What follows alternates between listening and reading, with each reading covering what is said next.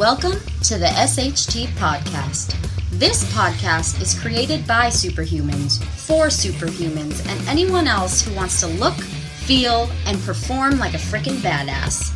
Your holistic health journey starts here. Rediscover how we... Yeah! Paul, sit your ass down. All right, ready? Impromptu episode. Again with the, can I say lovely Ashley Lawson? What? Spiritual Ashley Lawson. Connected, whatever. Shitiful. The shitiful Ashley Lawson. And Sonia is out rock climbing. We'll be back together hopefully next week. I wanted to throw together an impromptu episode because we have our, for lack of a better way to call it, a strategic carnivore experiment kicking off tomorrow.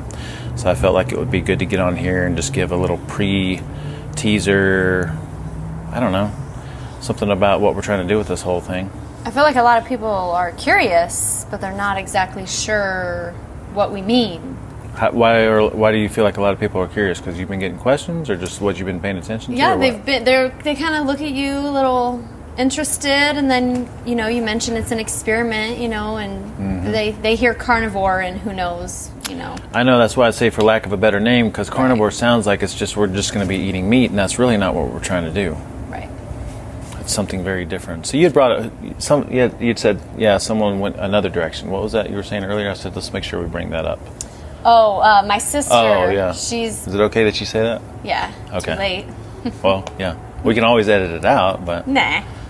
She's told me the other day she's been doing vegan for a couple weeks, and I asked her why, and she said basically to eliminate things and then reintroduce them. That's why I wanted to bring that up. Yeah. Right, the elimination type diet. Yep.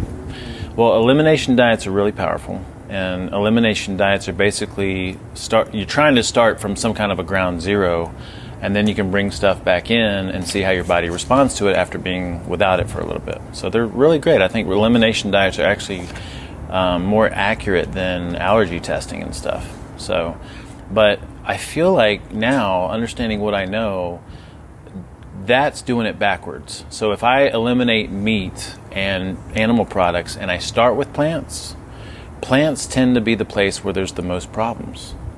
Right. And so sometimes, go ahead. Sorry, so you're still consuming all of those things that could potentially be problems. A lot of the things that can be problems, and it's like I verge on saying I wish it weren't this way, but actually I'm really proud that it's this way. But I feel like I wish it weren't this way because the news that I want to give people is I want them to be receptive to it. But this way is, I don't even know what the hell I'm trying to say right now. So there is no problems with animal meat. Right. That I know of. There is no problems with animal meat that I know of. And you know why? No. Can you guess why? Because we're animals? Because we're meat. There is no problems with meat. There is no anti-nutrients. There is no, it's rare that you ever see someone that's allergic to meat, and even then, I'm not sure what that means, unless it's like an autoimmune situation or something, because then you're allergic to yourself. I was about to ask about that, because I have encountered very, very few people that are allergic to pork or red meat, or that's really the only explanation I get when they tell me that. Well, I need to dig in a little bit more into that, and I did at some point. I remember someone came in with some testing, and come to find out they weren't, because whatever this test said, we ended up doing our thing SHT way, and they were great. They thrived on meat. With meat, wow. But what's interesting is this when this whole carnivore thing first popped up on the radar, it seemed so bizarre and so far out there, but to me it was interesting because for I don't even know how long. I would say probably a couple of years now, I've had this realization that all the problems, or the majority of the problems that people have within the real food realm, come from plants. So you think about the majority of people that have digestive issues and skin issues and autoimmune conditions, it's nightshades, it's seeds, it's nuts, it's legumes, it's grains, it's oxalates, histamines, and I could go on and on. Maybe we'll put a list of all the potential problems, in the post associated with this, but all the potential problems are from plants. And there's no problems with meat. And of course you could say, well, in meat we have like hormones and antibiotics. Well, that's true. So there is a quality component to this, but there's a quality component to plants too. With everything. With everything. All the food. But theoretically, like meat, there is no problem. We're made of meat. That's right. Like we're made of meat. Are meat. Mm-hmm. Yeah. It makes sense. We also have our own elimination style in our progressions also, to, like you said, with the nightshades. So you eliminate those for 2 weeks and then you introduce one at a time back in. Yeah. And we do that within our normal progression, and we've seen most of the time you'll either figure out, okay, I can't have tomatoes or I can't have peppers or something like that. So I agree, doing it, my sister going vegetarian or vegan for this period of time is backwards. And I also am curious, like, how she's feeling. Yeah. And what if she wakes up and she's groggy, or if she's, low energy or whatever. It's just interesting to hear about. So I'm going to talk to her a little bit more. Yeah. Well, I mean, you know what? Like, kudos to anybody that's embarking on some kind of self-experimentation and trying to figure it out. I mean, that's the way to do it. That's the way to do it. But and we will always advocate balance. So we are not saying that we are becoming this animal-based organization. Right. That we're only ever eating meat. But again. I have been so proud to be an advocate for the power of animal meats and fats, because so many people are anti that. And now, so what I was saying before is, when this first came up on the radar, like it seemed so bizarre, but for me, I was like, it kind of makes sense. Then you dig into it, because I've been thinking like this for a couple of years now. All the problems we have are with plants. The majority of the problems we have are with plants. So, and then now you dig into it, and it's actually really making a lot of sense, because the nutrients contained in meat and animal fats, especially if you have a nose-to-tail mentality and you're trying to consume organ meats and connective tissue and supplementing with collagen and cod liver oil and bone stock and bone marrow and all this stuff, like you're giving the body everything that it could possibly need to contribute to everything that it needs to build itself and to contribute to all the functions. You're not lacking anything. Right. Because you're eating everything that you are, Nose to tail, head to toes. Yes. Like, you could think of it that way. Like, we need support just as animals do. That's right. So if you eat the same thing, and you've said this multiple times. Yep. I've, like, one of the first presentations I remember, you're like this, like squeezing my skin. She's pinching her skin. You're like, I need. What did you say? In order to make me, I need to eat. If I eat something that resembles me, I give everything I need to make me. Yes. Or something like that. Yeah. For sure. And that's always stuck with me, because it makes sense. It's logical. Yeah. Well, it is, depending. So, like, if you look at a pig, or let's look at a cow. Okay. Perfect. We always have helicopters going over right in the middle of our thing. Damn, that's loud as hell. It's right there. All right. So depending. Okay. So, like, you look at a cow. A cow is meat too, but a cow doesn't eat meat to give it everything that it needs to make its meat, right? Good point. So I did that thought experiment. Now I'm like, oh, okay, so this is why I go through this little, what are we designed to eat presentation. This is going to be a big part of what we cover tomorrow. What are we designed to eat as an animal? Because that's what makes sense. Is the question is, what is an animal supposed to eat? Well, whatever the animal is designed to eat. That's a logical answer. And so then if we can figure out what an animal is designed to eat, that gives us an idea of what's optimal, right? And that's very clear. If you look at anatomy and physiology, like anybody that's educated on this kind of stuff will tell you, like, we're omnivores, we have a very flexible digestive system, but we are definitely geared for nutrient density, caloric density, maximum nutrient assimilation, and we do not have a digestive system like a foregut fermenter, which is an herbivore like a cow with a multi-chamber stomach, and we do not have a digestive system like a hindgut fermenter, which would be like a gorilla, that has like a huge colon that can ferment fiber and stuff into short-chain fatty acids and other stuff. So we don't have, it's very different. We're a hybrid, but almost leaning more towards like the animal meats and fats. And it's not saying that plant matter doesn't serve beneficial roles inside of us, but it's just different than it is for herbivores. We're designed differently. We are our own species. And let me correct myself. So what I meant by the foregut fermenter, ruminants are the foregut fermenters with the multi-chamber stomach. So, yeah. So So, that's what this big talk is about. When you look at our ancestors. So I've read a lot of anthropological texts and books and summaries and scholarly articles. And this goes way, way back. I'm trying to dig into my resources so I can provide them for people after tomorrow's meeting if they want to dig into it. But our ancestors would eat for nutrients, and they would also eat for calories or energy. So like our ancestors, like when possible, meat always seemed to be the primary focus. But depending on where they lived and what they had access to, they would always supplement that. So it's almost like the meat part of it was primary because it was so nutrient dense and calorically dense. But then they would also find fruits and starchy things. They like fruits taste good, right? So they're sweet, and they were only seasonal. We'd gorge ourselves on those kind of things when available. And then we also found things like roots and tubers, that had starchy components to them, and usually would cook those things. And then maybe soft like ferns and leaves and things they could find that they discovered were edible.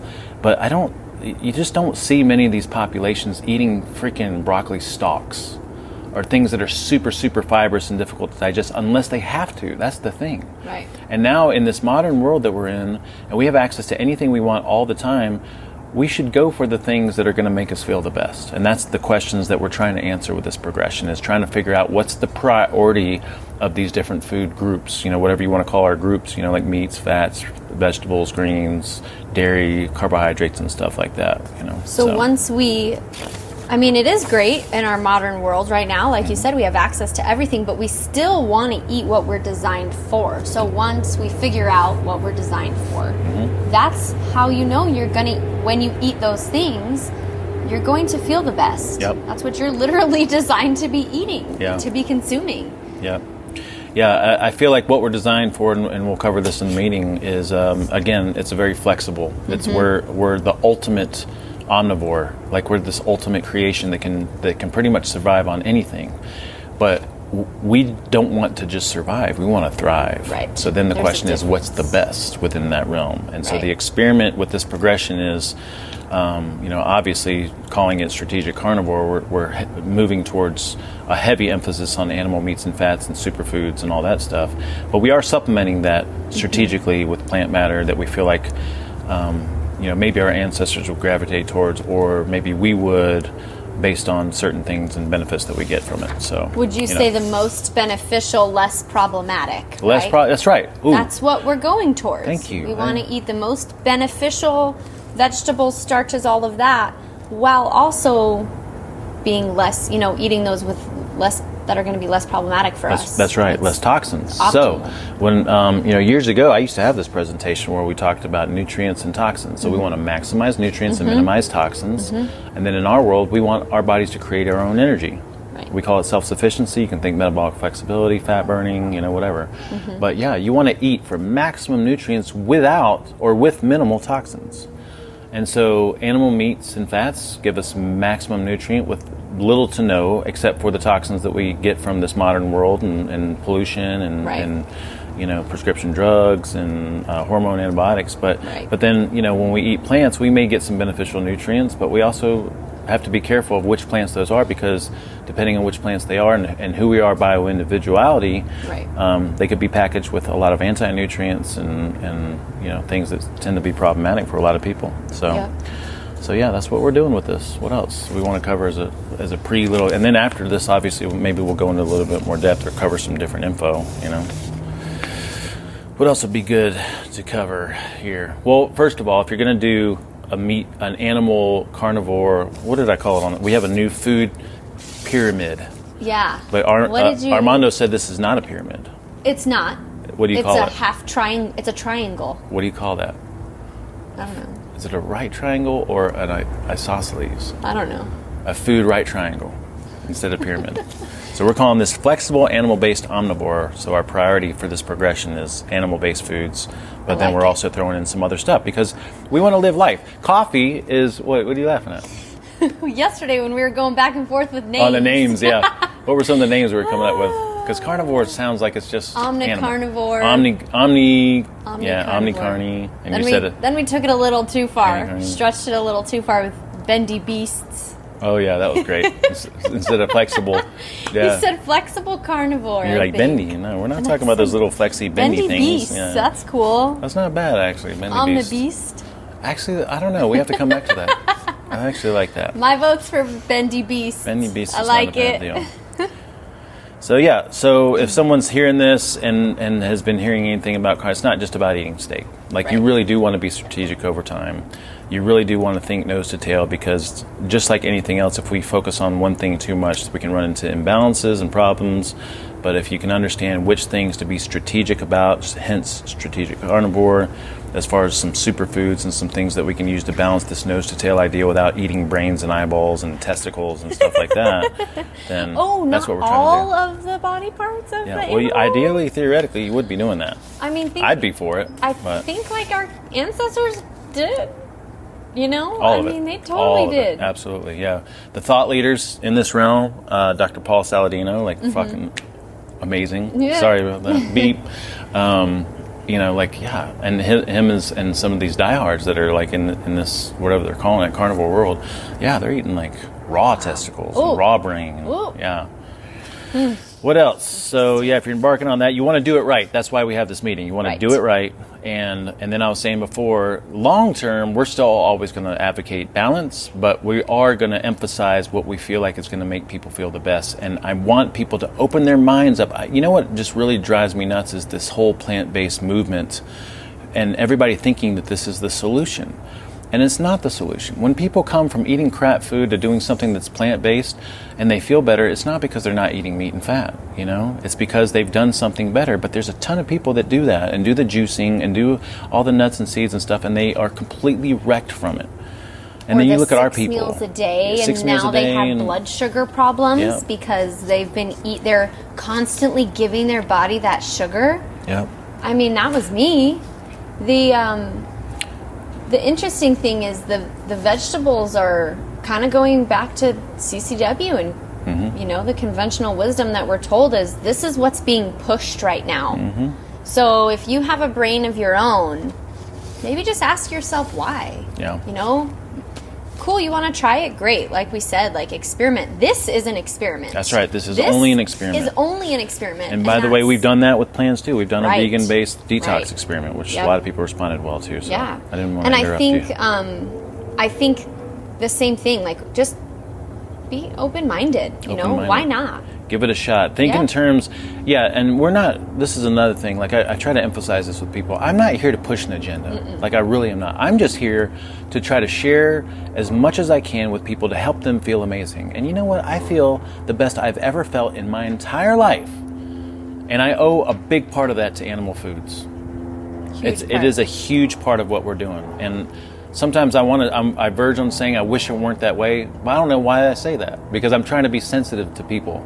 But because you understand people feel differently. That's right. That's right. But I just want what's best, and I feel like if people have an open mind and they give this a shot, they'll learn a lot. That's the point of this progression, is to learn, and then we're going to bounce back into a balanced way of eating, just understanding where to put our emphasis, because the emphasis has got to be nutrients, because that's what our system is designed for.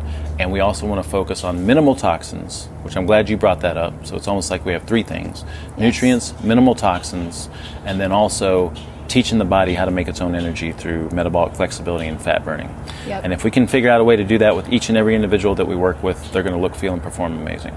Yeah, I think what people need to keep in mind is, like, what do you have to lose? That's right. You know, this is just an experiment. Like we said, we're collecting data, essentially. Right. You're collecting data about your own body, your own digestive system, and how you respond to certain plant matter and certain meats and all of this, and how you feel. Yeah. You know, I mean, it's hard for people to look at you and to look at me and, you know, the other SHT lifestylers and say, sure, yeah, you feel good because you look good, or whatever. Look at you. Right. It's easy for you. We get that all the, but most people haven't seen our stories, you know? Like, I remember when I first met you, you were very different. I'm sorry. I don't know how to describe that. I'm not going to, because I don't want to hurt your feelings, but I mean, I looked totally different. Very different. Very different. I'll tell you offline, like, okay. What, you know, tell me later. What? Well, what's more important is that I felt awful. Every day, all day, every day. I just, I never had energy. I always had headaches. I mean, that's a whole nother... I know. Whole nother thing. And then I was like, my 275 pounds, high blood pressure, pre-diabetic, blah, blah, blah, blah, blah. I did my 2 years of vegan. So anyway, this is going to be a great experiment. I want to say one other thing about this whole, if you're looking to resolve symptoms, right? So we talked about an elimination diet. Yes. I really feel like, again, like kudos to anyone that's just trying to self-experiment and figure this out on their own. One way to do it is doing vegan, and then trying to, within the vegan realm, trying to eliminate like the most problematic things, nuts and seeds and grains and nightshades and oxalates and stuff like that. But I think the place to start would be an animal-based, like our way, strategic animal-based, with no plant matter, and then you bring the plant matter in one at a time, because then you can figure out what in the plant matter realm is messing with you. That's the best elimination diet that there is right there. I agree. And could you do the same with dairy? Absolutely. Well, we would consider dairy. Yes, absolutely. We would consider dairy animal-based, but dairy is the one thing in the animal-based realm. Well, first of all, it's not meat, but it's one thing in the animal-based realm that does seem to be problematic for some people. I thought I was always lactose intolerant. That's absolutely not the case. I have no problems unless I'm literally downing heavy cream all day, which I've never done. Yeah. And like stuffing my face full of, cheese, granted, processed cheeses too. The bad cheeses are what bother me, not the good, yummy, delicious cheeses. Yeah. Good. Well, I'm so excited for tomorrow. This is I say it sometimes, some of my presentations, I put so much heart and energy into them. Some of them are epic, and this is epic. I'm so proud of this and excited about it. So, yeah. It's gonna be epic. Yep. I'm so excited. And the handouts are already they're great. Freaking epic. Yep. We'll have to look up that isosceles triangle. Right triangle, right triangle, something like that. We have to look that up. Yep. All right, cool. So we will touch base again after this meeting and give you some more details and some kind of access to a full-blown presentation protocols, because we have 3 meetings, it's like 3 phases, just like everything else we do. We have a progression. We start easy, we make it more challenging, and it's going to be great. So I'm awesome. excited. Yep. Cool. Well, thank you for filling in and being here once again. Yeah, my pleasure. I've heard you have a good voice, and I heard I don't, so balances things out a little bit. I think your voice is fine. Right. Hey, what about that transition noise you're going to make? Oh, yeah. Let's try it. That's SHT. We're saying that's going to be our little, when we transition from one part of the episode to another. That's it. You do it. All right, y'all. Signing off. Ashley and Paul together. Yours is better than mine. Thank you guys for listening. Yeah, so remember, the purpose of this podcast is to support our SHT community and to be in your ear as a go-to resource for all things SHT. If any of you have fallen off, if you need support, honestly, just come back and listen to some of these episodes. Get re-inspired, get re-motivated, and get re-engaged. If you're new to us, the best way to get started is by joining our newsletter at sht4life.com. That's SHT, the number 4, life.com. And you can also find us on Facebook at Superhuman Transformation, and then on Instagram, Superhuman Transformation, which you're doing an amazing job with. Thank you. And then also Twitter, it's SHT, the number 4, life. I think that's all we got. See ya.